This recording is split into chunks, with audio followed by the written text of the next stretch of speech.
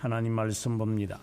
신약 성경 디모데 후서 1장 8절에서 14절의 말씀까지 교독하겠습니다.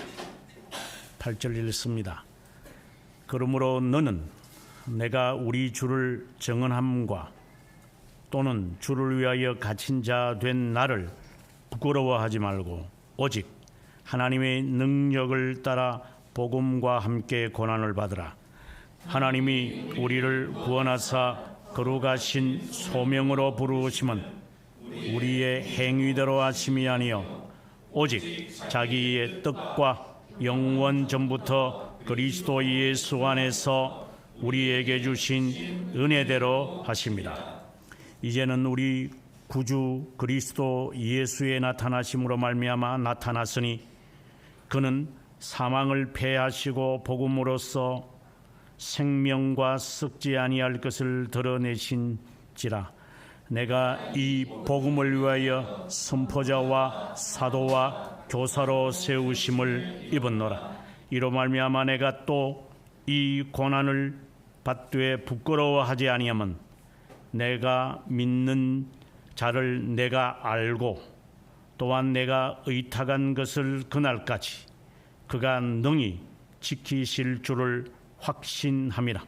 너는 그리스도 예수 안에 있는 믿음과 사랑으로서 내게 들은 바 바른 말을 본받아 지키고 우리 안에 거하시는 성령으로 말미암아 내게 부탁한 아름다운 것을 지키라. 아멘.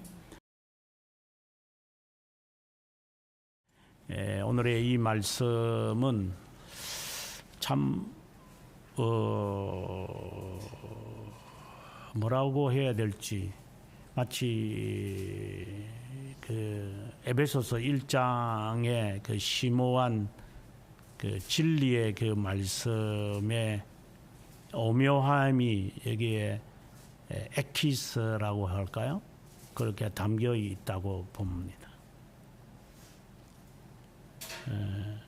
모른 채로 읽으면 이 말씀의 의미가 뭐 그냥 대수롭지 않게 그냥 상투적인 표현이다라고 보여지지만 이 말씀을 꼭꼭 씹으면서 알고 나면 한 단어, 한 문장 그리고 그것을 나열해가는 이 표현들이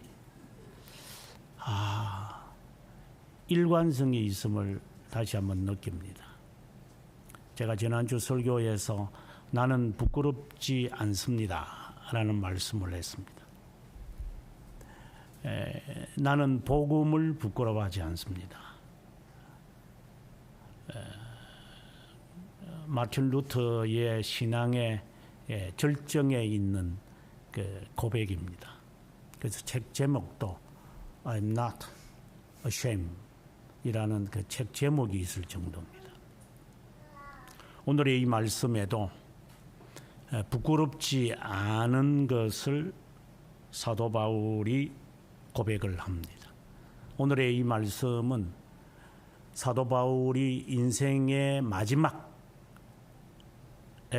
쓰인 것이고 감옥에서 쓰인 말씀입니다. 그래서 한편으로 보면 많은 경험과 그리고 지나온 과거를 통해 믿음의 아들이죠. 믿음에서 난 아들. 너의 믿음은 그냥 이루어진 게 아니라 내 외할머니 로이스와 너 어머니 유니게에게서 전해진 이 믿음을 보며 그는 자신의 아들로 삼았다. 뭐 입양했다는 게 아니라 믿음의 아들로 삼았다. 그래서 그에게 모든 것을 다 가르쳐 주고 싶은 것 같아요.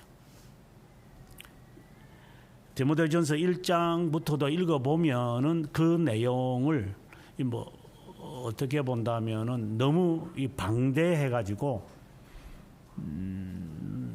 제가 지금 이제 해석을 하겠지만 이 해석이 너무나도 부족하지 않을까 하는 말. 8절 한 절만을 갖고도 아마 수많은 것을 제가 할 수 있을 것 같습니다. 아무쪼록 오늘의 이 말씀을 통해 사도 바울이 인생의 마지막에서 무엇을 말해주고 싶을까? 마치 유언처럼. 저는 아직 그 정도는 생각을 못 해봤습니다. 나는 마지막에 무엇을 말해줄까?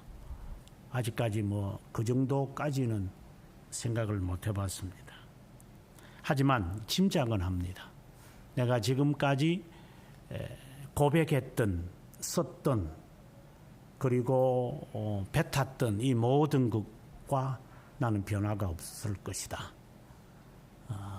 라는 것을 아마 말할 것 같은 느낌은 있습니다. 마틴 루터가 죽을 때 그의 제자가 그 옆에서 말합니다. 아버님, 아버님이라고. 이제 그들의 관계에는 바울과 이제 디모데와 이 관계처럼 그들은 사부, 아버지 이런 식으로 부르거든요. 선생님 이 정도도 아니고 배자도 칼빈 선생과 나이 차이가 별로 없습니다. 하지만 아버님이라고 하는 배자도 알죠. 이 칼빈이라는 이 사람이 어떤 사람이라는 것을, 그가 이 내뱉는 이 말 하나하나가 얼마나 귀하다는 것을 그는 알고 있기 때문에 그를 아버님이라고 불렀습니다. 이것은 이제 복종하겠다라는 거죠. 아버지의 말이기 때문에. 그래서 종교개혁자들의 이 제자들은 주로 그 서성에 관하여 아버지라고 부를 정도입니다. 왜? 그대로 담고 싶기 때문에. 그래서 아버님, 이제 마틴 루터에게 질문을 던집니다. 아버님, 지금까지 당신이 가르쳤고 고백했던 것과 또 다른 것을 말할 수 있습니까? 라고 했을 때 마틴 루터가 지금까지 말했던 것과 다를 바가 없네. 이제 더 이상 여기에 첨가할 게 없다라는 말이죠. 우리가 이번에 드럼에 갔습니다마는 그 북부 잉글랜드에 가면 드럼 대학교가 있습니다. 그 드럼 대학교의 그 채플에 비더라는 사람을 이제 모셔놨습니다. 비더의 그 마지막 순간을 그의 제자가 기록을 합니다. 그 말 한마디 한마디가 매우 그 보석과 같은 거기 때문에, 그래서 말을 하면 그걸 그냥 이렇게 한 말이 나오더라도 이렇게 씁니다. 다 그렇게 받았습니다. 그래서 비더가 자신이 알고 있는 이 내용들을 이제 가르쳐 줍니다. 그러면 그 제자가 계속해서 그 양피지에 받아서 썼습니다. 근데 이 돌아가시는 위치에 있는 이 비더가 말이 조금 빨랐던 것 같아요. 그래서 그 제자가 하는 말이, 선생님, 아직 제가 다 쓰지 못했습니다. 조금만 기다려 주십시오. 이렇게 이야기하니까 비더가, 그래, 잠시 쉬마. 그렇게 하고 난 다음에 제자가 이제 I'm finished. 이제 영국 사람들이니까 I'm finished. You can say it again. I'm finished. 물론 누군가가 만들어낸 이야기인지는 모르겠습니다만은 저는 그의 생애 책을 읽으면서 정말 아름답다. 선생님, 제가 다 썼습니다. 라고 하면서 제자는 기다리겠죠. 또 무슨 말씀을 주실는지. 그런데 비더는 하는 말이 I'm finished. 네가 말을 했구나. 네, 다 썼다. 이 말은 자기가 더 이상 더할 말은 없다. 이 말인 겁니다. 오늘 마치 이 글을 읽을 때, 이 글이라기보다는 하나님의 말씀을 읽을 때 그런 그 죽음에 작전에서 제자들에게 한 후배라기보다는 제자죠. 믿음의 아들들에게 했던 그 여러 그 선배들, 교회사에서 나오는 헤아릴 수 없는 많은 선배들의 이야기가 제 머릿속에서 떠올랐습니다. 8절부터 14절에는 디모데에게 주는 이야기면서 특별히 9절부터는 사도 바울의 신앙의 고백입니다. 이 고백이 이제 앞에서 그가 로마서부터 시작했던 이 내용과 일치해야 합니다. 오늘의 이 내용의 해석이 로마서나 갈라디아서나 에베소서나 골로새서나 빌립보서나 빌레몬서나 데살로니가 전후서나 시브리서나 라는 말씀과 다르다면 이 말씀의 의미는 별로 없는 겁니다. 먼저 너는 내가 우리 주를 정언함과, 본래는 우리말에는 좀 이렇습니다만 본래는 이렇죠. 너는 내가 우리 주를 정언함을 부끄러워하지 마라. 그러니까 우리 주에 대하여 내가 정언하고 있다는 것, 위트너스다 이 말이에요. 내가 정인으로서 내가 살아왔던 것을 너는 부끄러워하지 마라. 또 내가 그 주를 위하여 갇힌 자 된 나를 수치스럽게 너가 알지 말라. 선생님 나이 많으신데 감옥에 갇히셔서 얼마나 안타까울까. 마음이 그렇게 졸이지 마라. 나는 부끄러워하지 않는다. 나는 이것이 당연하다고 본다. 이것이죠. 부끄러워하지 말고 오직 하나님의 능력을 따라 복음과 함께 고난을 받으라. 나처럼 되라 이 말입니다. 너가 복음을 따라 산다면 나처럼 되라. 1장 16절에서 로마서 사도 바울이 했던 말이 나는 복음을 부끄러워하지 아니한다. 동일한 말씀이 나옵니다. 왜요? 그 복음은 믿는 자들에게 구원을 주시는 하나님의 권능이라고 했잖아요. 오늘 8절이 바로 그걸 말합니다. 믿는 모든 자들에게 구원을 주시는 하나님의 능력을 위해서 너는 고난을 당해라 이 말입니다. 그러니까 핍박을 당하고 나처럼 같이 되기도 하고 이것을 전하는 데 있어서 이 말씀을 여기서 정언이라는 것은 이제 나중에 가보게 되어지면은 13절에 믿음과 사랑으로서 이제 이게 하나의 요약이거든요. 믿는 것과 행하는 것, 이게 신앙 고백이나 성경의 요약이잖아요. 우리 신앙 고백서에서 그러잖아요. 하나님의 말씀이 담겨 있는 것이 무엇입니까? 하나님에 대하여 우리가 아는 것, 믿는 것과 그 다음에 그분이 요구하시는 것이 무엇인지를 하나님의 말씀에 기록되어 있다. 이건 요약이에요. 그래서 8절부터 14절 이렇게 나가는 이 내용이 어떻게 본다면 매우 깔끔해요. 아주 정말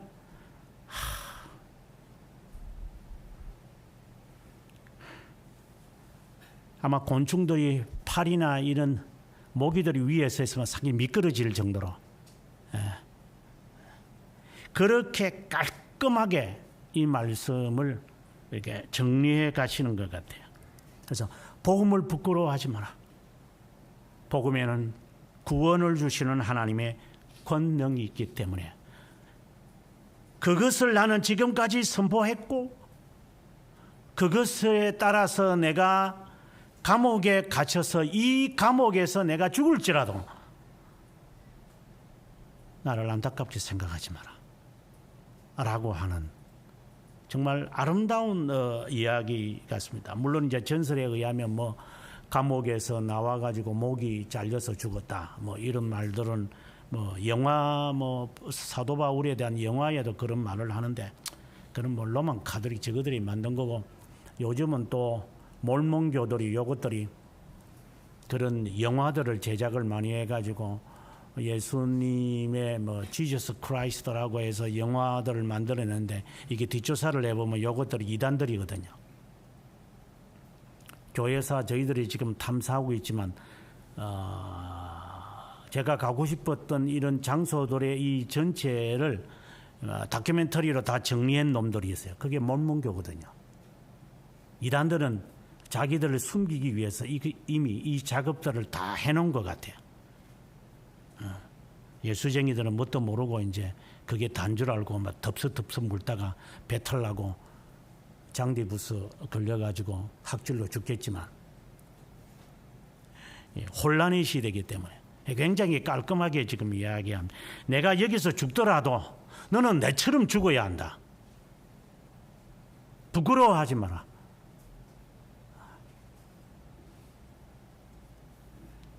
그러면서 자신이 믿는 주님, 여기서 주를 위하여 주님을 정언한다고 했으니까 그 주님에 대해서 지금 이제 또 다른 말로는 복음에 대해서 이야기를 하는 거예요. 그래서 내가 평생 그분을 위해서 살았는데 그분이 어떤 분인지, 또한 그것을 다른 말로 한다면 복음이잖아요. 복음에는 하나님의 권능이 나타나서 이렇게 되어 있으니까, 그래서 그분이 어떤 분인지 이제부터 사도 바울이 자신의 고백을 하신다고 봅니다. 먼저 9절에 보면 하나님이 우리를 구원하사 거룩하신 소명으로 부르시면, 이 좀 해석이 좀 마음에 안 드는 해석, 늘 제가 새벽기도 때마다 하지만 좀 해석이 좀 마음에 안 들어가지고 그냥 어떤 때는 그냥 손끝 가지고 확 이렇게 찢어버릴까 하는 생각도 들 때가 많이 있지만,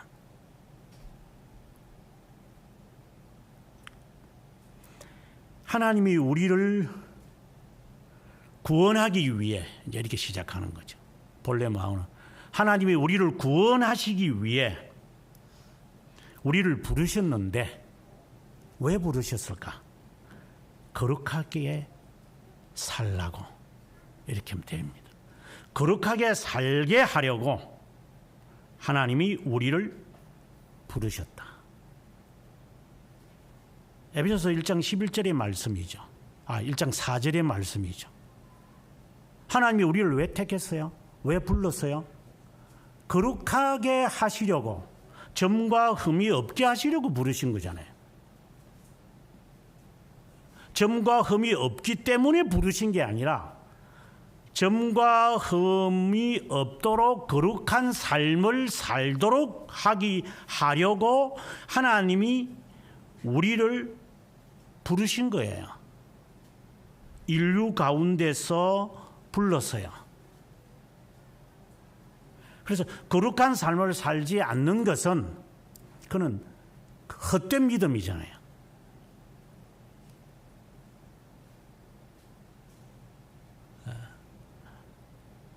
하나님 앞에서 진실하고 착하고 의롭고 착하게 지내는 삶이 없는데 나는 믿음이 있다. 그러면 성경이 거짓말이든가 아니면 네가 거짓말을 하든 둘 중에 하나는 거짓말이죠. 부르시는 이유가, 선택하신 이유가 거룩하게 살라고 부르신 것인데, 거룩이라고 하는 이 말에 대한 설명을 디도서 2장 11절에서 자세하게 말하고 있지만, 세속에 물들지 말고, 일단은 세속에 물들지 말라는 거잖아요. 또 쉬운 말로 하면 유행 따라가지 말고, 사람들이 와 한다고 뛰지 말고, 강당 간다고 해서 친구 따라 가지 말고 세속에 물들지 말아라. 이게 거룩의 첫 번째 단계잖아요. 그리고 그 새 속에 물들지 말고 하나님을 두려워하는 경외스러운 마음으로 살아라. 하나님을 항상 두려워해라. 그것이 두 번째 우리에게 말하는 거잖아요. 그리고 믿는 것과 아는 것에 하나가 돼야 된다. 지금 우리 좀 미안한 이야기입니다. 여러분, 여기에 하나라도 해당됩니까? 우리가 뭐 하나님에 대해서 압니까? 뭘 압니까?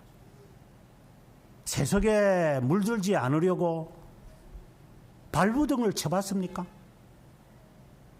뭘 선해봤습니까? 무엇을 우리가 그리스도 앞에 거룩하게 되려고 우리가 뭐 한 게 있는지 우리 스스로에게 질문을 던져봐야 돼. 그런데 믿음이 있고 진짜 거짓말 좀 하지 마라.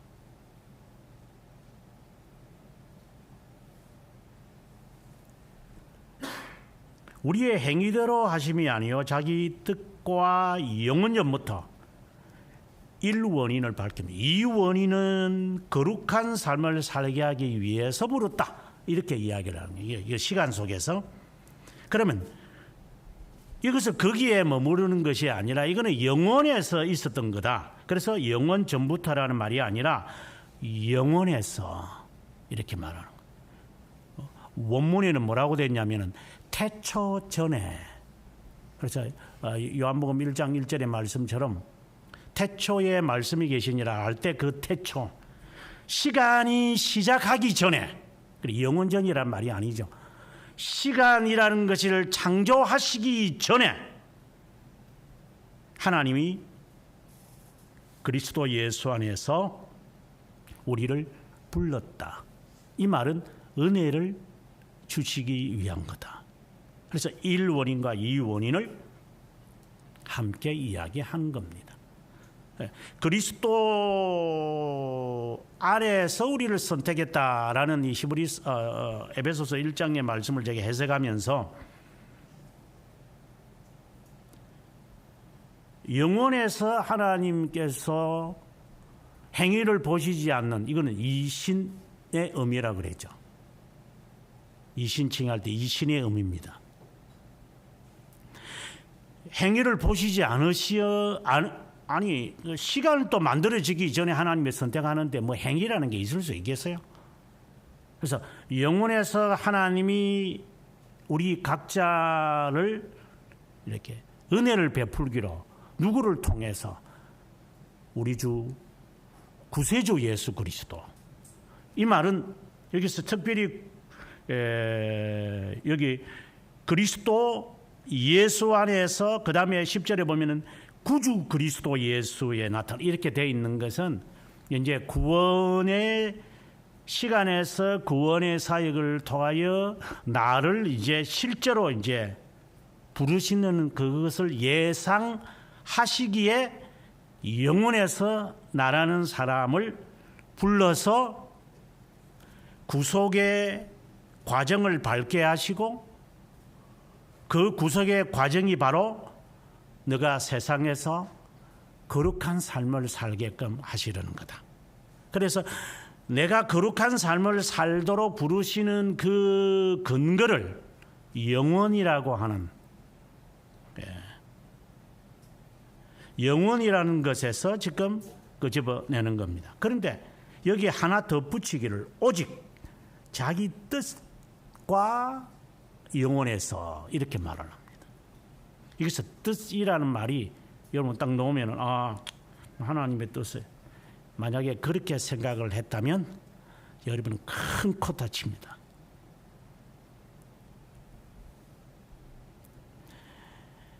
하나님의 의지가 영원에서 하나님의 의지가 이제 보통 우리가 거룩한 의지라고 그래. 앞에다가 형용사 붙여서 가장 거룩한 의지. 인간과 비교하면 안 되죠. 인간은 더러운 거잖아요. 나는 더럽잖아요. 내가 하고 싶다.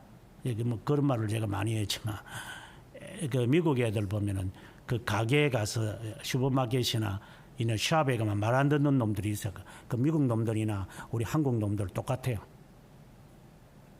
그럼 말 안 듣는 놈은 꼭 이래요. 가자 이러면은 No, mommy, I want this one. I want 이래. I want이라는 말을 많이 써요.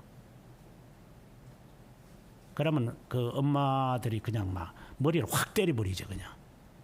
그러면 애가 막 울어요. 운다고 해서 그래 집에 가서 보자 나 이래 안 하고 그자 또 때려버리니까 확 때려버리니까. How do you cry in public? 어디 여기에 공개적인 장소에서 울고 있으니까. 아마 우리나라 그랬다가는 아마 철창 가고 아마 자살해서 죽겠죠. 이 망을 놓은 나라는 이 버르장머리들이 없으니까 예의도 없는 거죠. 여기 제가 우리 여기에 왔다 갔다 뭐 버스 정류소 보면 쫓겨난 것들이 다리 꼬개 가지고 그래 딱 쫓겨난 것들이 벌써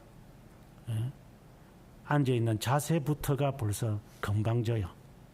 그게 네가 다리 꼬개 가지고 앉아라고 거기에 벤치가 있는 겁니까? 소파에서 TV 보는 자세를 그대로 하고 있어요. 버르장머리가 없다 이 말입니다.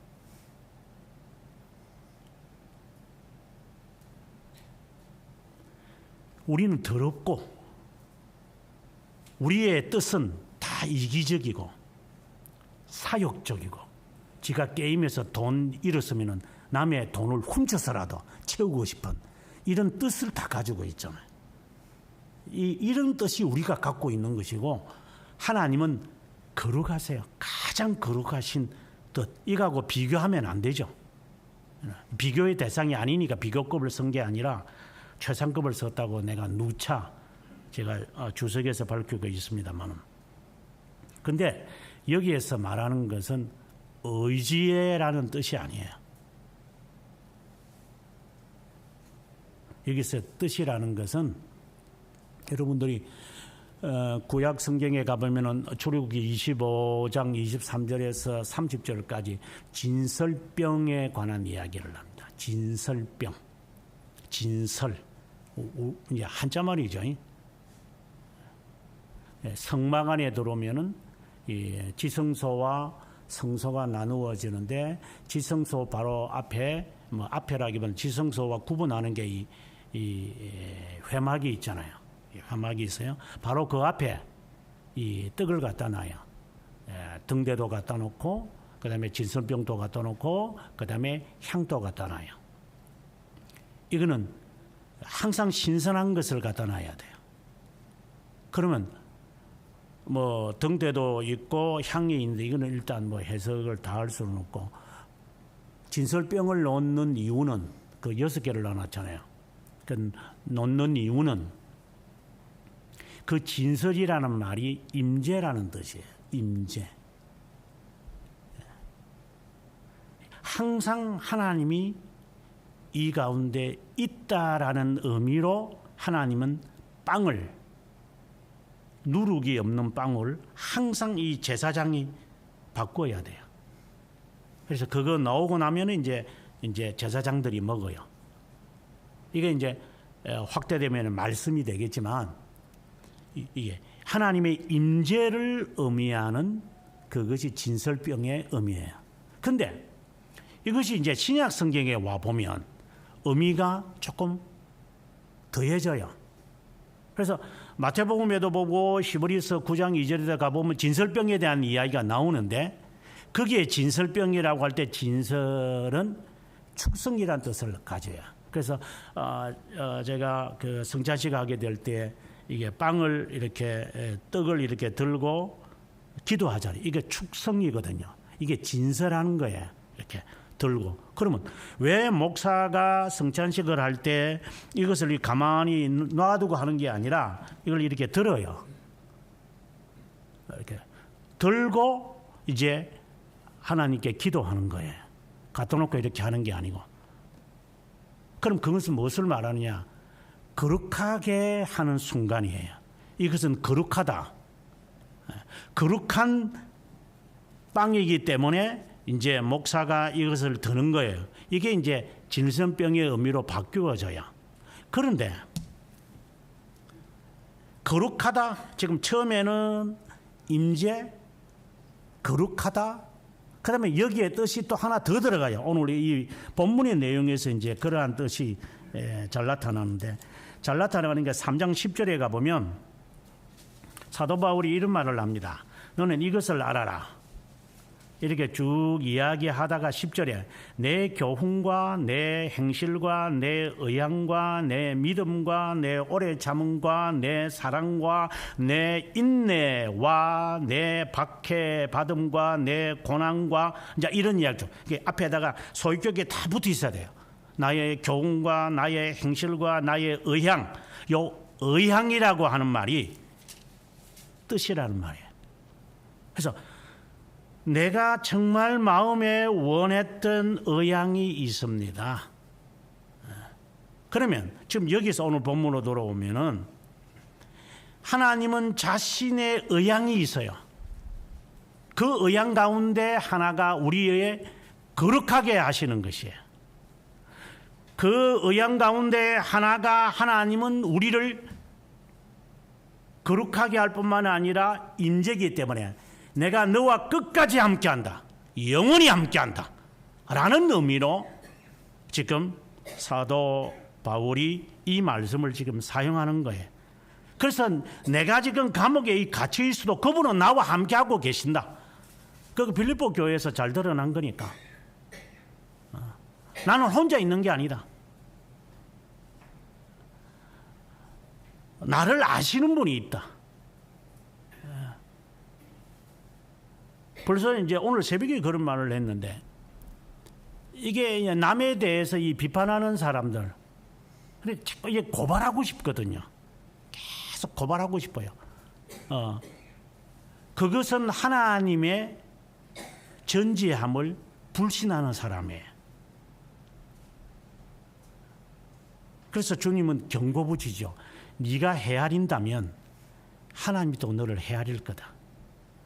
어떻게 할래? 네가 헤아리는 것을 그대로 하나님이 너에게 헤아린다. 그러니 헤아리지 마라. 비판하지 마라 이 말이죠. 너는 비판할 자격도 없는 거니까 그냥 너 가는 길을 그냥 가라. 하나님의 거룩한 의향을 가지고 거룩한 백성들에게 하나님은 임재하시면서 끝까지 함께 하신다는 것, 그러한 것이 그리스도 예수로 말미암아 우리에게 은혜로 베풀어진 것이다. 그래서 영원에서 하나님의 가장 거룩한 하나님의 계획이 있었다. 그것은 그분이 함께 하십니다. 임마누엘이다. 그리고 너희의 거룩합니다. 그리고 너희와 함께 합니다. 이 이야기를 지금 사도 바울은 9절에서 하고 싶으십니다. 이제는 이렇게 하면서 시간의 이야기를, 그래서 9절은 영원의 일원인의 이야기를 했다면 이제 10절에 와서는 이원인, 시간에 있는 이야기를 합니다. 이제는 시간 속입니다. 우리 구주 그리스도 예수의 나타나심, 영혼의 구원의 진리가 시간 속에서는 구속 사역으로 나타난다 그래서 이것을 제2원인의 첫 번째 요인이라고 저는 표현해요. 이것이 돌토레이터 2장의 내용이죠.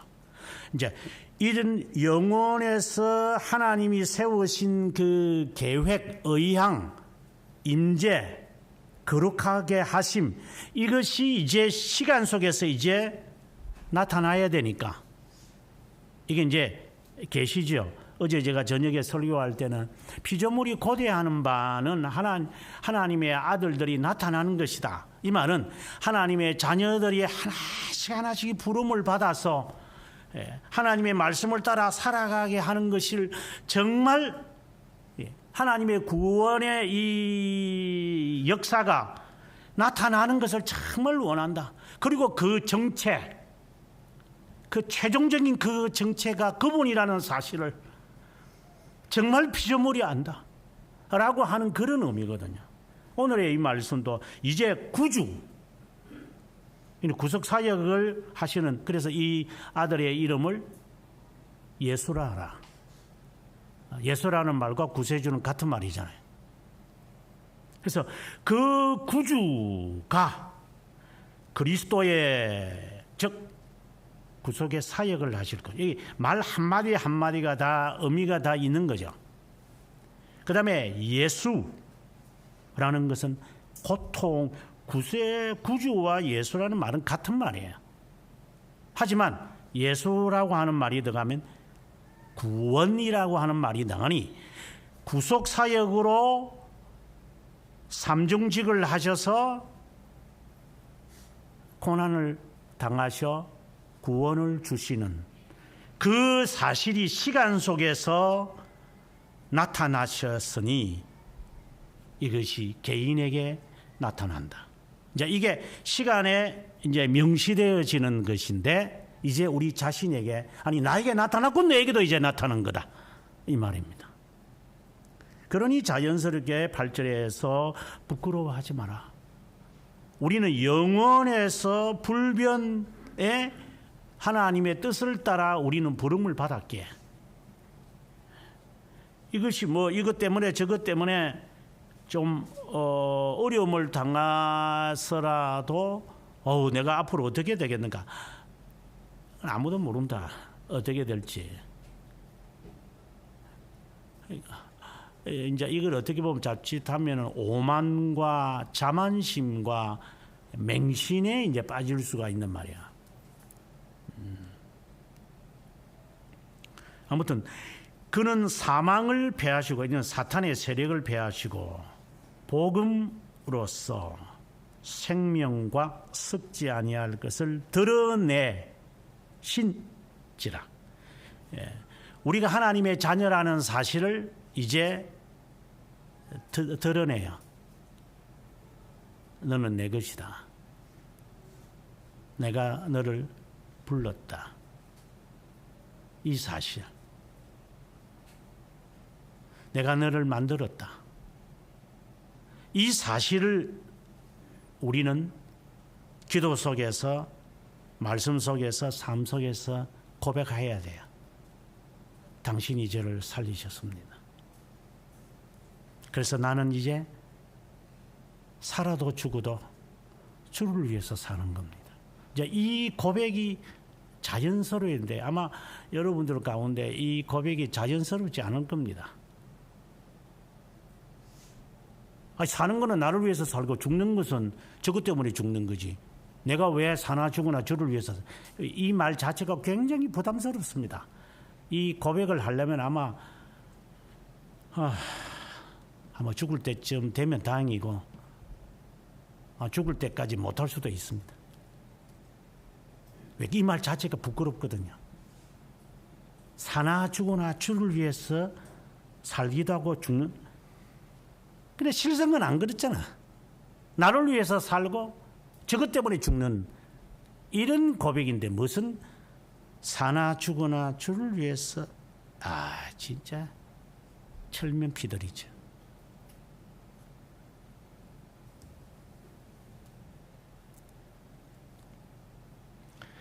11절에 내가 이 복음을 위하여, 다시 올라가서 이 복음 8절에 나오는 복음을 부끄러워하지 않는데 믿는 자들에게 구원을 주시는 하나님의 능력, 이 복음을 위하여 나는 선포자가 되었다.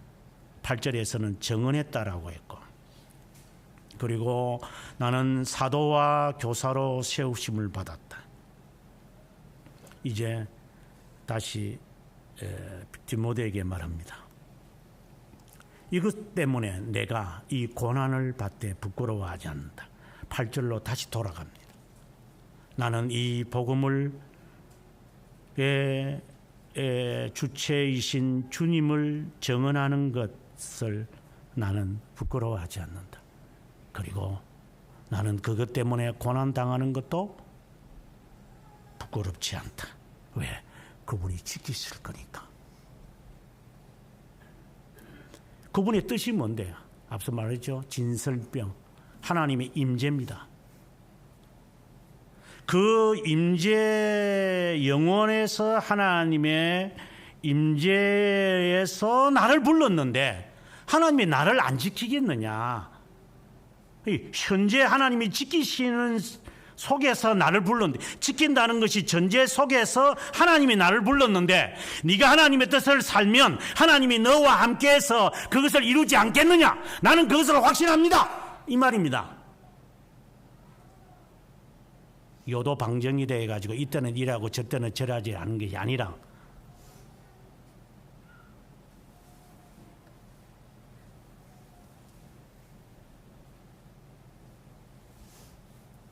그분이 진설하시기 때문에 영혼에서 하나님이 세우신 이 불변의 이것이 사도 바울은 믿기 때문에 영혼성을 믿는 거죠. 이 현재성이죠. 현재성이라는 말이 상당히 추상적인데 다른 말로 하면 현실성이죠. 현실, 현재 다 같은 말이니까 지금. 네.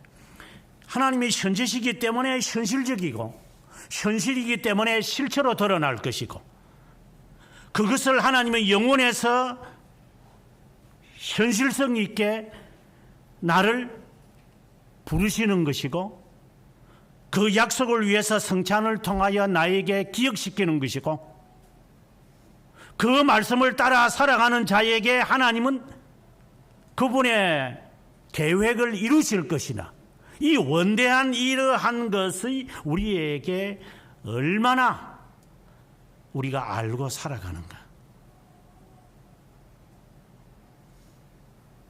제가 두 주 전에 여러분에게 설교할 때 당신이 주를 위해서 뭘 손해 받아봤느냐, 직장에서 쫓겨봤냐, 학교에서 퇴학을 당해봤냐, 네가 과락을 당해가지고 1년 후에 졸업을 해봤냐.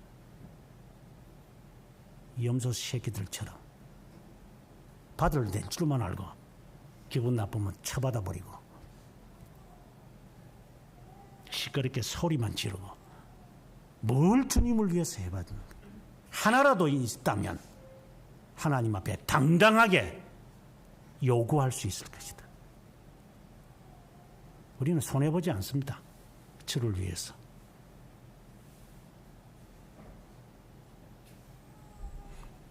하나님이 나를 과연 진설병처럼 나를 지키신다는 현실성 있는 신앙인가? 그렇다고 해서 가만히 앉아가지고 그러면 있을까? 그러면?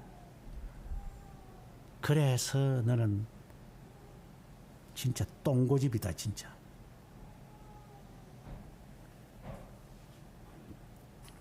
(13절에) 너는 그리스도 예수 안에 있는 믿음과 사랑, 믿음은 아는 것과 관련해 되어 있으니까 내게 들은 말을 배우고 본받고 지켜라. 아름다운 것을 지켜라. 말씀 없이 그냥 행하지 말고 부지런히 배우고 확신한 일에 그해라.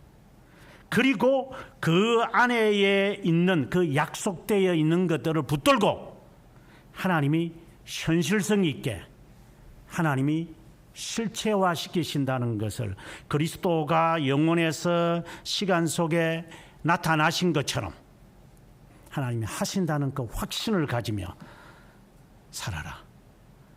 이것이 죽음을 앞두고 있는 바울이 디모데에게 하는 한편으로는 유언의 말씀이에요. 그래서 제일 마지막에 가면 내가 선한 싸움을 다 싸웠으니 나를 위하여 의의 면류관이 예비되었다. 이 어렵다 하심이 이제 성취될 것이다. 마치 세뮤얼 러더퍼드가 했던 말처럼 아버님 죽음이 두렵지 않습니까? 할 때 러더퍼드가 하는 말이 나는 이날만을 기다리며 살았다. 나는 오늘 인생의 가장 기쁜 날이다. 마치 신부가 신랑을 맞이하여 모든 것을 준비하는 날, 나는 오늘만을 기다렸다. 나는 그분을 만나러 갈 것이다.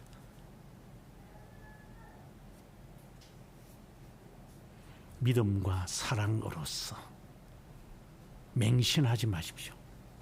과신도 하지 마십시오. 미신은 더욱더 하지 말고 확실한 일에 거하라고 지난 주일 설교했습니다.